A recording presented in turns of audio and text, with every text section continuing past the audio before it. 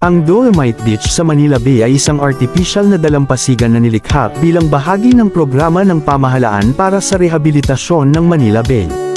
Ang dalampasigan ay matatagpuan sa kahabaan ng Rojas Boulevard, sa tabi ng Embahada ng Estados Unidos. Upang likhain ang dalampasigan, ginamit ang mga durog na bato ng dolomite upang takpan ang umiiral na baybayin, na nagbibigay sa lugar ng puting buhangin na hitsura. Ang proyekto ay naglalayong gawing mas kaakit-akit ang lugar at magbigay ng mas malinis at maaliwalas na espasyo para sa publiko. Ang Dolomite Beach ay binuksan sa publiko noong Setyembre taong 2020.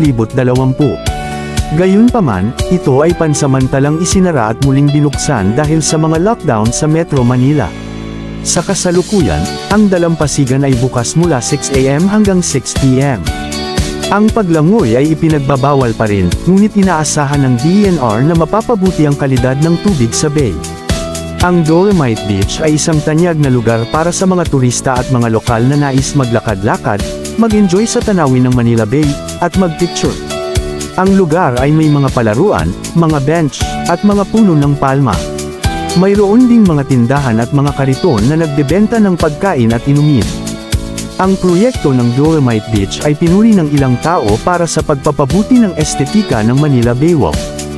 Gayunpaman, mayroon ding mga nagpapahayag ng pag-aalala tungkol sa epekto nito sa kapaligiran at ang pangmatagalang pagpapanatili nito.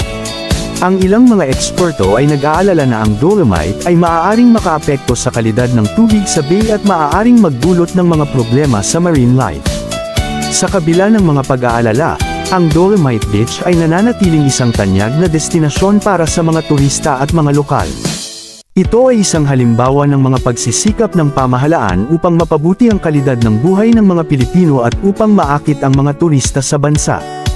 Follow for more.